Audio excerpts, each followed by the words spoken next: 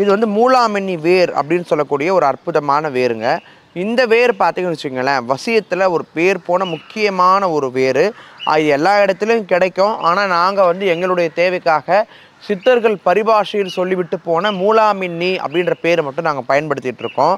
இந்த வேரை வந்து ஒரு அடங்காத கணவனுக்கு, வேறு தவறான தொடர்பில் இருக்கக்கூடிய கணவனுக்கு, பெண்களுடைய மாதவிடாய் காலத்தில் போகக்கூடிய காலையில் போகக்கூடிய முதல் சிறுநீர் எடுத்து அந்த சிறுநீரில் இந்த வேரை 3 நாள் ஊற போடுவாங்க.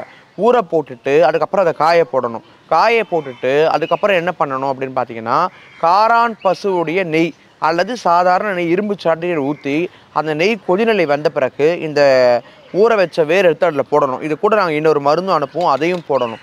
போட்டு வச்சுட்டு வடிகட்டி அந்த நல்லா வறுத்த பிறகு அந்த அந்த பொருள் எடுத்துடணும். வேரையும் அந்த மருந்து எடுத்துட்டு அந்த நெய்யை வந்து வடிகட்டி பதம் பண்ணி வச்சுக்கிட்டு, நீங்கள் உங்களுடைய கணவனுக்கு வந்து உணவில் ஒரு ஸ்வீட்டாவோ இல்லை சாப்பாட்டில் தினசரி சாப்பாட்டில் இந்த நெய்யை கலக்கும் பொழுது உங்கள் கணவர் வந்து உங்களுக்கு அடிமையாகவே மாறிடுவார்.